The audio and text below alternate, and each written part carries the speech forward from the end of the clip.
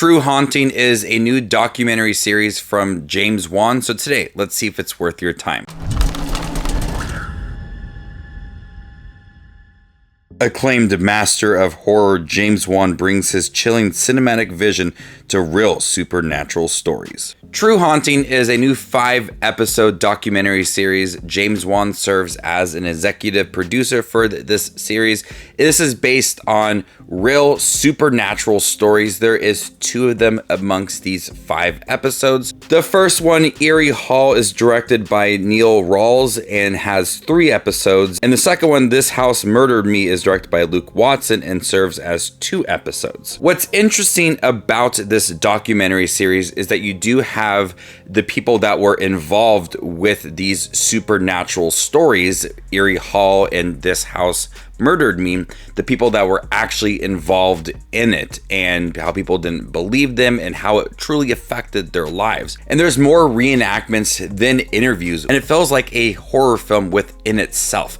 There is a lot of attention to detail, really chilling moments, jump scares throughout these reenactments, and it really feels like a James Wan movie, more so like the first 2 Conjuring films, as it deals with family, especially with the episodes This House Murdered Me and Eerie Hall, about a college student who no one believes that is being affected by these supernatural hauntings.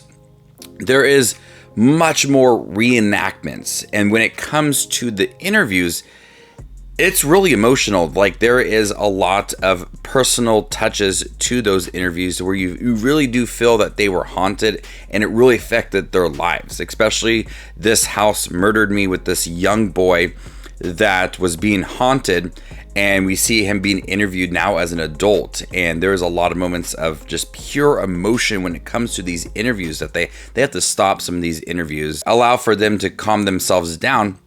There is that really deep emotional look at what they went through. And the series does look at it may or may not have happened, but I like that there was this nice balance of the reenactments that had a lot of nice direction to it, and then the interviews as well, which make those reenactments feel very strong and personal. Like, these could be separate films released in theaters by themselves, but with these reenactments, with the interviews that are taking place throughout and voiceovers, you really do feel that eerie feeling throughout all of them.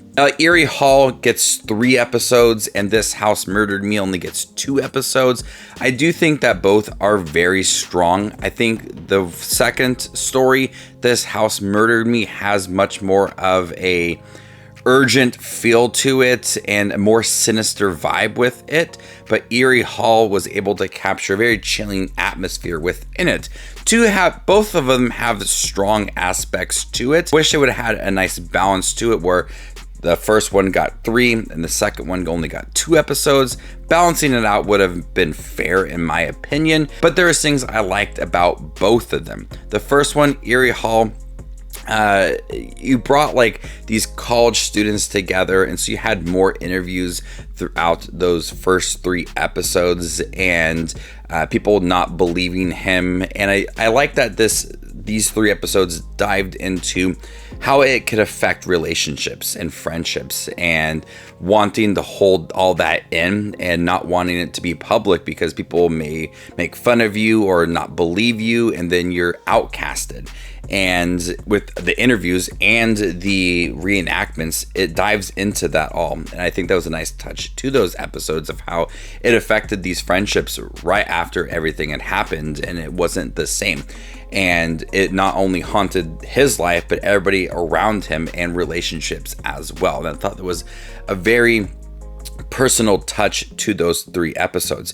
And then the remaining 2 episodes, that felt like it was more haunting and more sinister and more urgent, but both had really good directions. Like, they felt like a movie. Like, if you extended a lot of the scenes and were able to piece everything together, it would look like a movie. Had a James Wan vibe to it, with the chilling atmosphere, the dark nature of it all. And even Ed and Lorraine Warren were mentioned in the first story, that the person that was haunted in college went to one of their seminars and met them, and they had reenactment of Ed and Lorraine Warren. It wasn't Patrick Wilson and Vera Farmiga, but it was very brief, and I like seeing that within this series. I really like True Haunting. I think they could do a lot more of this, to where you have a lot of different directors come in, smaller directors, to have these reenactments, have it be the main focus of the series, but then also have those interviews that give it that very personal touch to it all.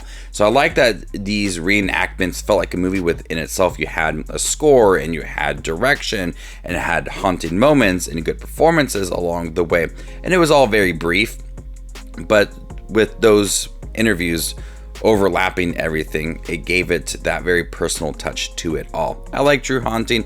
It was quick to get through, but I like the stories and how they were different, and seeing how it affected one's life through those interviews, and then watching it all play out throughout those reenactments. So I liked it. I thought it was really fun, and it had this nice James Wan approach to it all that gave it a unique vibe.